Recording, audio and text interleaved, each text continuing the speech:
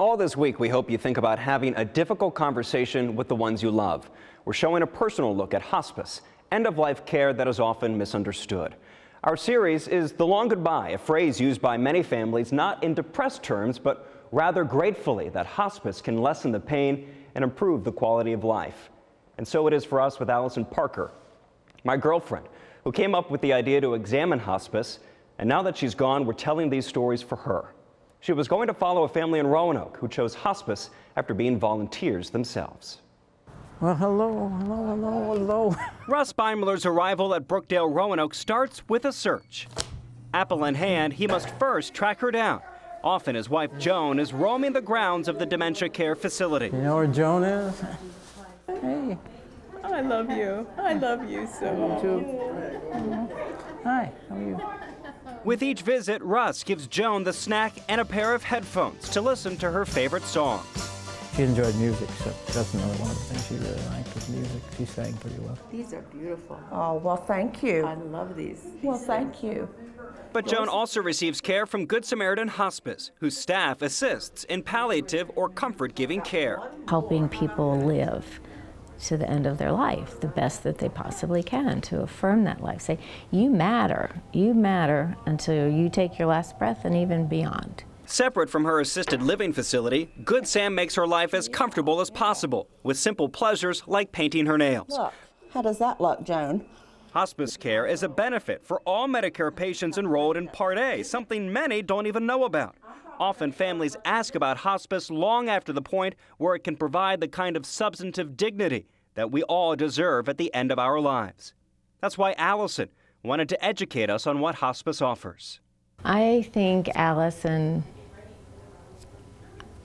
connected with people.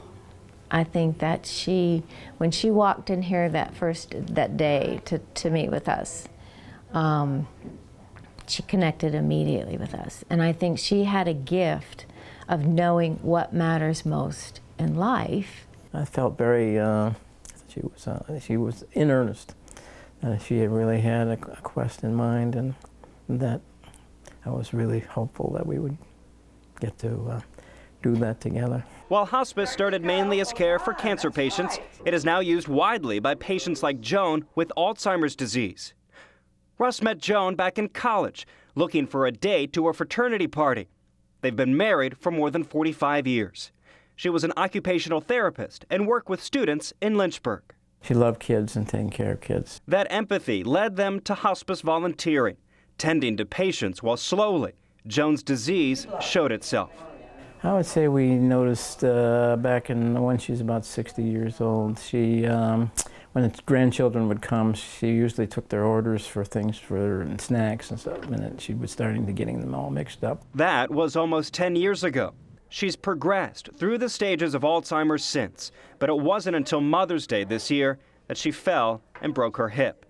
And when she had complications and an infection, she qualified for hospice care. Russ said the decision came naturally because he knew the comfort it could provide for Joan and the peace of mind it could give him. It gave us some extra sets of eyes, and it also gave us a chance for them to reassess her medical conditions. The medical staff at Good Sam looks at patients on a regular basis to gauge their improvement or decline, and also to see if they still qualify under strict regulations from Medicare. I'll have that story tomorrow, plus ways Russ stays active and enjoys life while being a caregiver. And Kimberly McBroom will continue the story of Missy Wampler, a hospice patient who has many talents. Her story airs on WDBJ 7 Morning.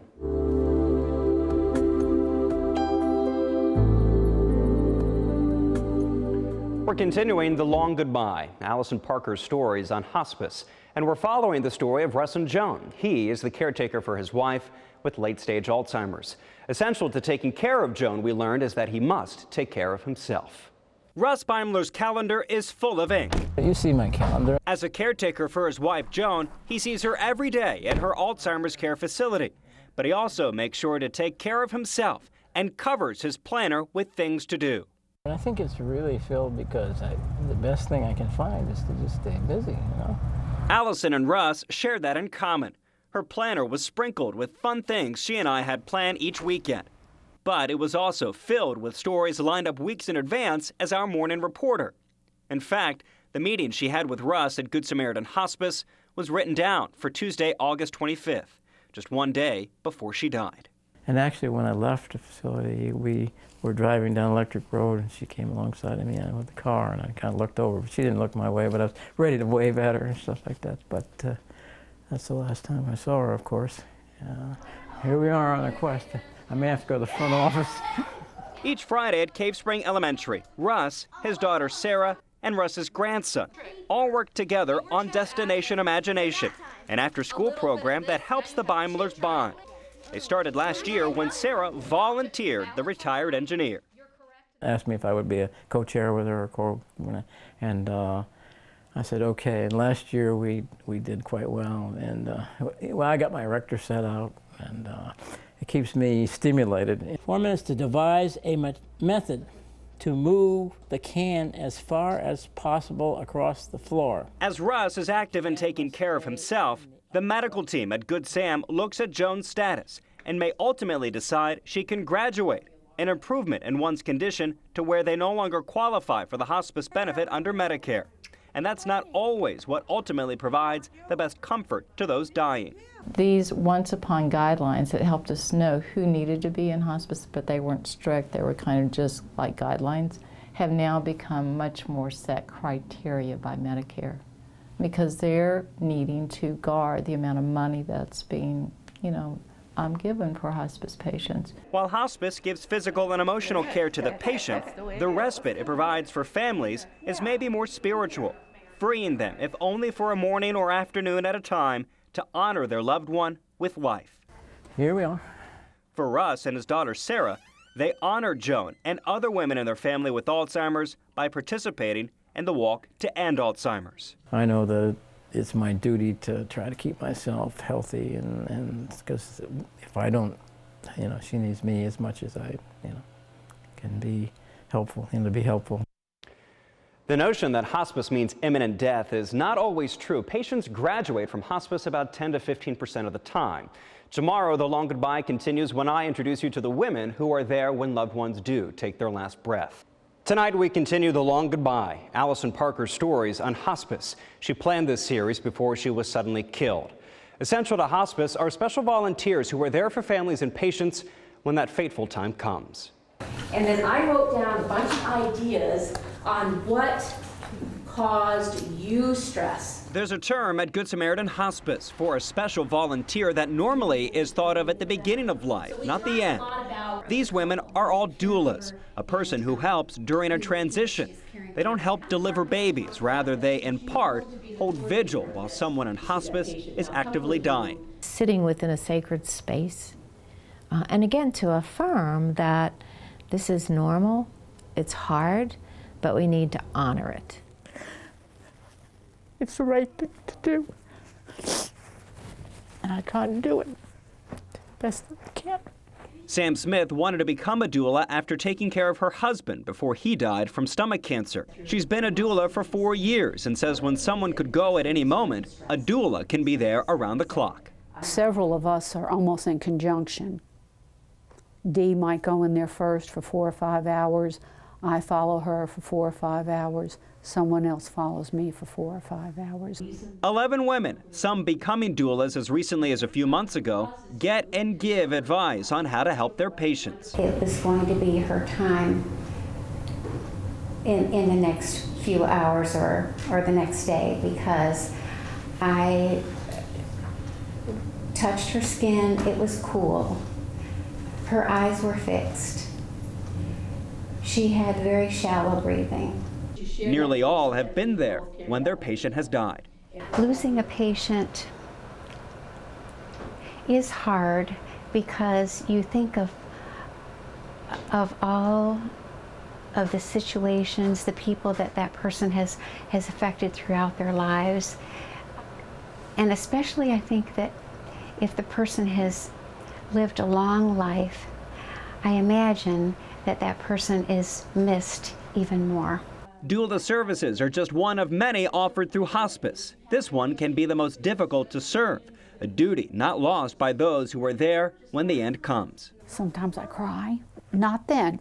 When I am in my doula mode, so to speak, I'm all business.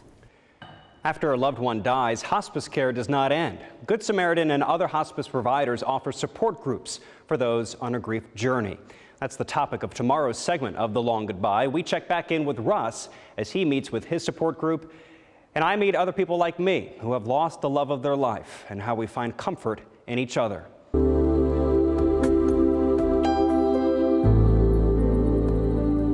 Tonight for The Long Goodbye, we're talking about grief and support. Hospice care doesn't prevent grief or even delay it, but having additional care, most often free of charge, can help families have healthier grief. Many hospice agencies and advocacy organizations offer support groups that become lifelines for those confronting loss, myself included. My name is Russ Beimler, a caregiver for my wife. Once a month at the Adult Care Center in Salem, he tells his story. We chose to try to have her settle in with the hospice care. His audience is familiar with the tale, although the details are unique to Russ Beimler. She's currently being covered, but she recently was reassessed and almost didn't pass, and it sounds like she may not be recertified again, which means she may graduate, which is not a bad thing. He comes to give and receive support from other caregivers who have loved ones with dementia or Alzheimer's, like his wife Joan. He's been coming for years and tries to give advice to others who are considering hospice. When you mention hospice, sometimes so many people say, well, do we need to get out the funeral clothes? And that's not the case. And I think people need to understand that. Having a strong support network is an essential part of grieving a loved one.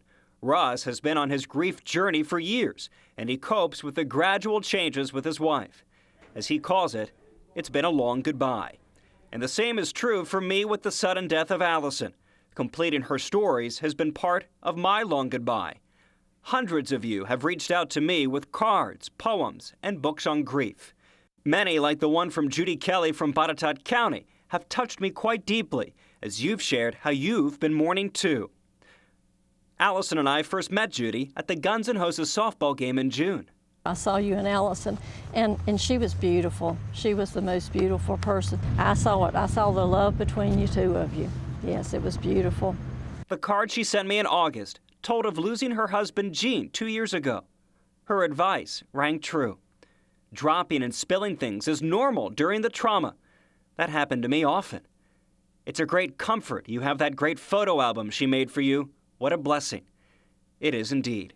She and I met at her grief support group in Daleville, which oddly enough is run through Good Samaritan Hospice. You tell me if that's just a coincidence. I've been okay when I've been at work, you know, in work mode, and today's just been different. That's my secret. I was out yesterday. When I am working, I'm fine. When I am at home, at times I'm okay, but at times I'm not. Outside, Judy showed me the keepsakes she has of her beloved Gene. Ticket stubs from every movie they went to, and love letters he wrote while he was in the Army. I have accepted his death, but I am at the point where, like, I keep all my love letters and things that I am validating his love. I know now that even though we are apart, love will live with us each and every day, and that is what keeps me going. I could never share my life with anyone else. We have so much to live for. You said, I love you more with each passing day. Yeah. And isn't that true even now? It is. Yes, yes, I do. I love him more every day. Grief is the pain we feel after a loss. Mourning is the visible showing of that grief, saying their name out loud. Allison, I do love you more than ever before. And a tremendous thank you to all of you who keep thinking of her and Adam and Melissa Ott and me and the Wards and the Parkers. Tomorrow we conclude the long goodbye by showing how Russ continues to move forward as the medical staff at Good Samaritan decides if Joan can stay in hospice. Robin has your forecast after the break.